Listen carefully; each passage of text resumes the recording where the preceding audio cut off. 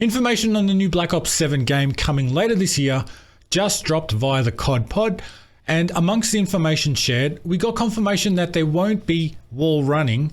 But let's play the clip and then we'll break it down and look at the possible movement changes, taking into account where the new game will sit on the COD timeline in comparison to previous games. So let's take a look. The rumors are to be believed. Some people think that wall running and jetpacks might be coming to Black Ops 7.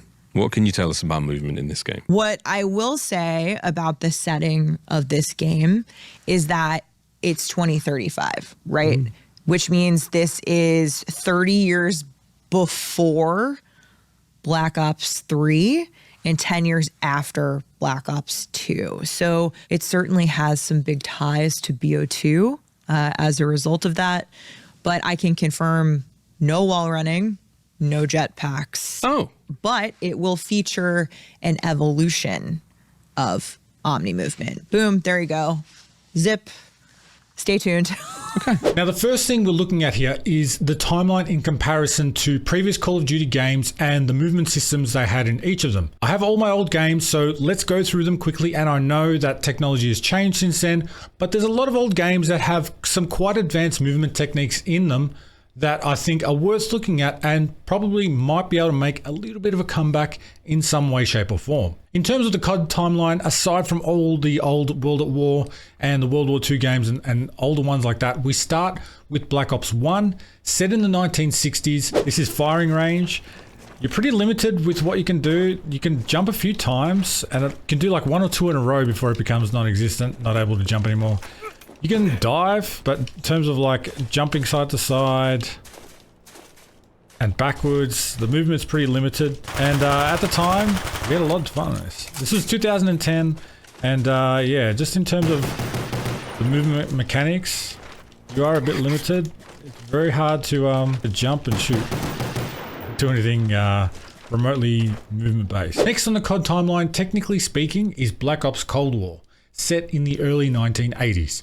Now, this was released in 2020 and of course uses the same sort of movement engine from Modern Warfare 2019, particularly in Warzone. We have bunny hops, slide cancels, and to some, this is the best the game had felt mechanically in a long time. Things like this gave players a little something to help make a play or break the opposition's aim assist. Not to mention we had stim shots, which gave a temporary buff to movement speed as well as health, but paired together with the speed at which base movement was, made this game a lot of fun to play, and for some, the best Warzone in particular had felt towards the end of Verdansk before we headed to Caldera. On the COD timeline, around about the same time is Black Ops 2, which is set around the late 1980s, but jumps around in terms of its storyline about where it's exactly set.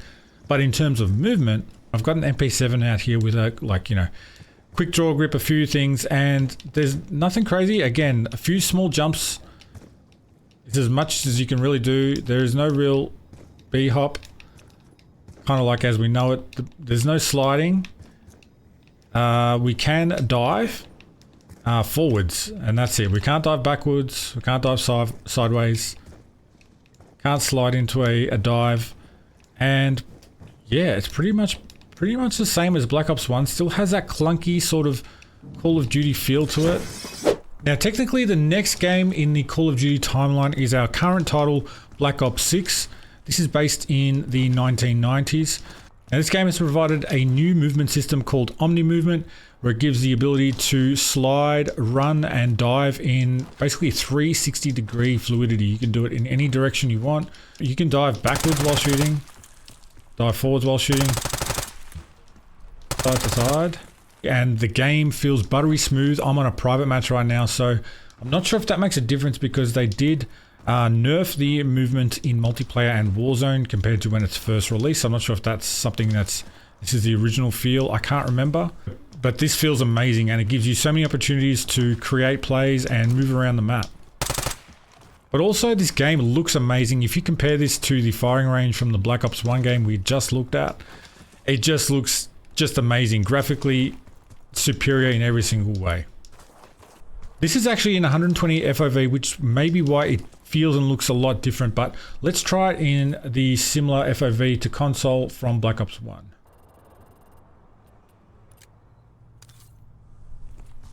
So this is 80 FOV, and yes, it does not look as fast.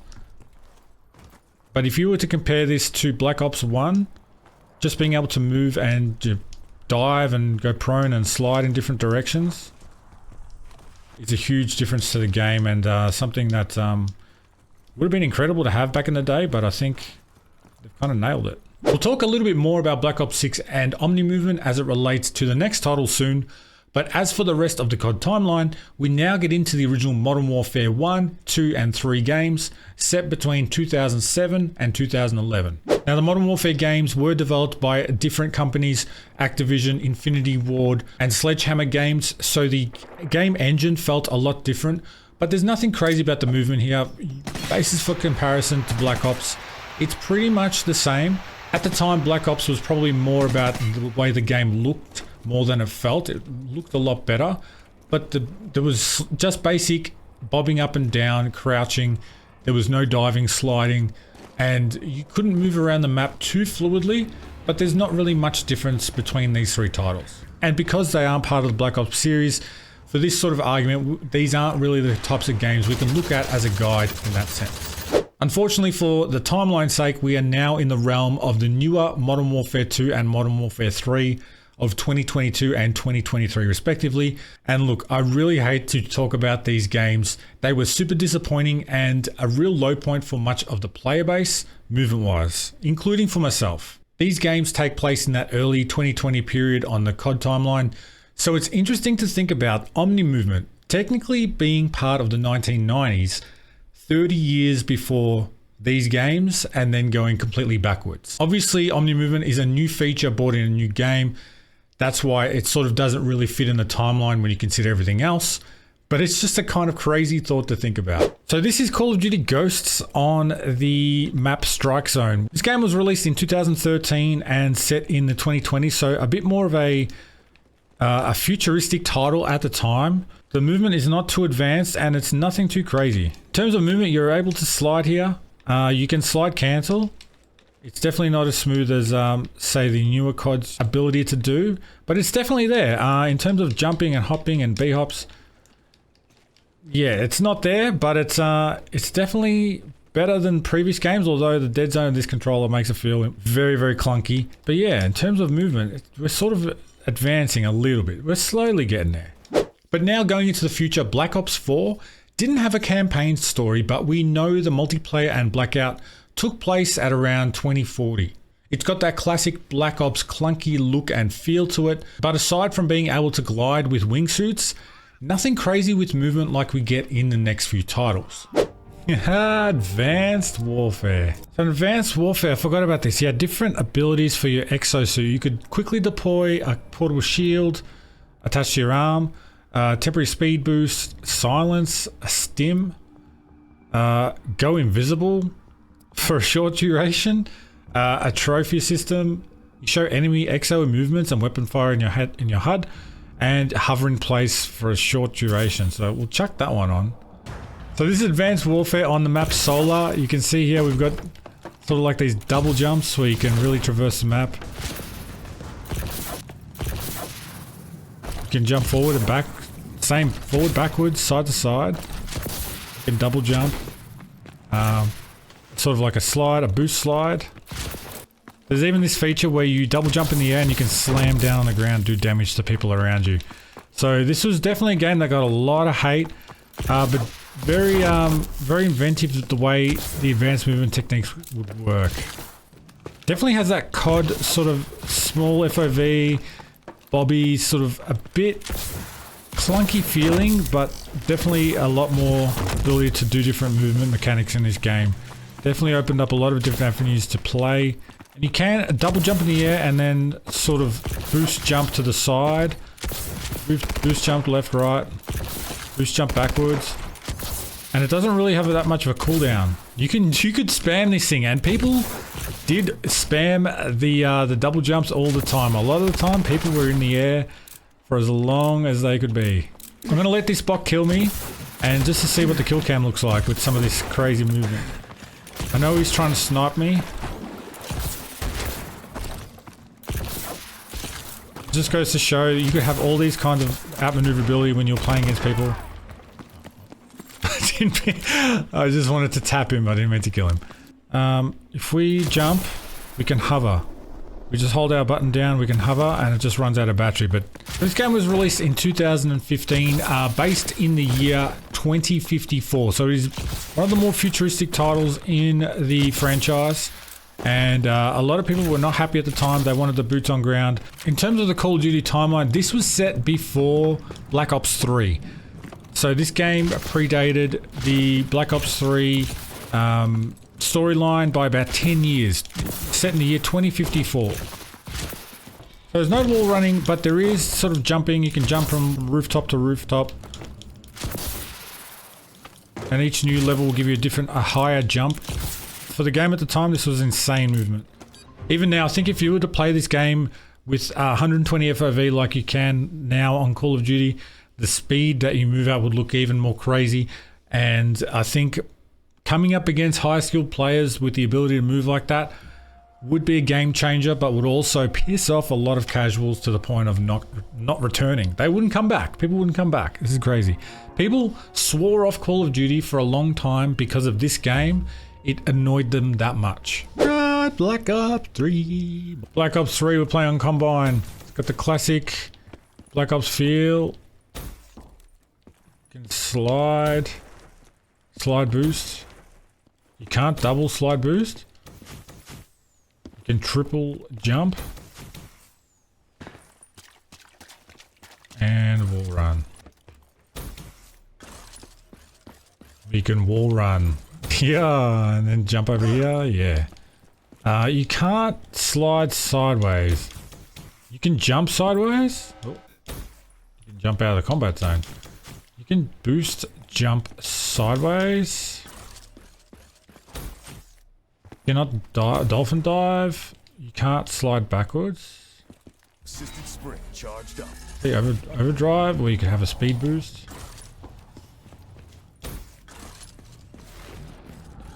There was a slide cancel. You got this boost slide,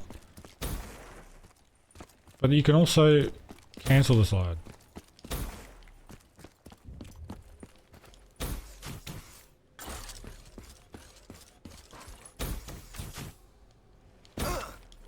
You could jump sideways and then forwards. But like, it wouldn't take you that far. After Black Ops 3, there was Infinite Warfare, which was set way out in the future in 2080. The movement system is very similar to Black Ops 3, but being the third title in a row of advanced movement with boosts, jetpacks, and wall running, and the different operator specialties gave players a bit of fatigue at the time, and the player base were screaming for a return to boots on ground gameplay. Well, not everyone, but enough either stopped playing or complained loud enough that Call of Duty actually listened. And how often does Activision actually listen? Now, the next game, Black Ops 7, has been confirmed, as quoted in the opening COD pod clip, to use an evolution of omnimovement. So where does Black Ops 7 sit into the COD timeline? We're told it's in 2035. That's right between Ghosts of 2027 and Black Ops 4 in 2043.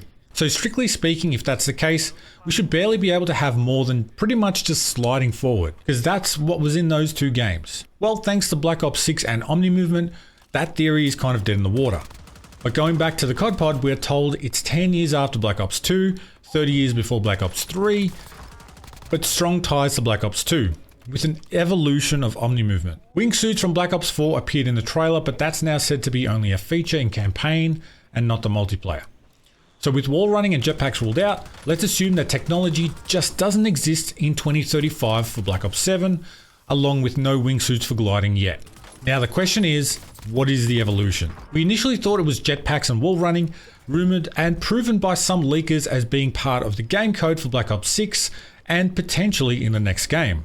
So no wall running and jetpacks exactly, but it might mean something similar, but not exactly as what we had before. One theory that Black Ops 7 will have is wall jumps. Not wall running, wall jumps. Maybe being able to jump between two walls and maneuver up and around people, or just to traverse the terrain. That's mentioned by the Ghost of Hope, a well-known COD leaker, and I'm not sure how much we can speak to that, but my hope is that we move slightly towards the Black Ops 3 movement system. Although we can argue the technology doesn't exist to implement those in the COD timeline, a slight boost in jumping or sliding can add a little bit of a skill gap. It could break aim assist like a well-timed bunny hop could in Modern Warfare 19, but without being too over the top. We know COD doesn't want a big skill gap, especially when it comes to Warzone. Adding advanced movement systems which are too fast and too powerful really pisses off the player base. There can be no argument about that, it's a fact. It's been proven, it's happened time after time. The implementation of omnimovement even had to be dialed back. Initially it didn't feel as clunky as it does now, but people were getting absolutely slammed, so they had to tone it down. Similar to the way stim shots would give an insane movement boost and speed to players along with its health, it was an extremely powerful tool in a skilled player's hands until it got nerfed. Like I said, if we have the current version of omnimovement as our base, an evolution of that towards the jetpack era, but without actually getting there like they confirmed. My hope is that means like a single boost or jump slide, not being able to triple tap it and fly up into the air, hovering and slamming down like the Black Ops 3 days. Wall running over and around people obviously is out of the question too. But a singular burst to either change direction or increase speed suddenly to move past, break someone's camera, or get to cover, mixed in with omnimovement to be able to do that in 360-degree direction, in my opinion, would be incredibly fun. They could make it with a cooldown, kind of like the tac sprint system, so it's not abused and spammed. Personally, I'd love to be able to bunny hop again for those exact same reasons. But COD knows its player base, its tolerances, and has had over 20 years of data and experimentation behind it to know what to expect. All those years of marketing and developing a passionate and loyal fan base, they know how to get the most out of the game financially. If the casual isn't happy, neither is the bottom line. Sure, dedicated COD players will stay regardless of skill gap, but their aim is clearly to keep new people interested enough to stay and play, and not crazily skilled enough to get slammed and instantly leave. I can't see COD going too futuristic if it means people leave. Limited time modes would probably be our best bet in getting back crazy movement systems implemented into the game, something like jetpacks and wall running again. But that's as far as it goes in my opinion. But I'd love to know what you guys think down in the comments. What do you think the next COD title will be like in terms of the evolution of omnimovement, or what do you hope it'll be like? My name is Mingers, thank you so much for watching, and I'll catch you in the next one.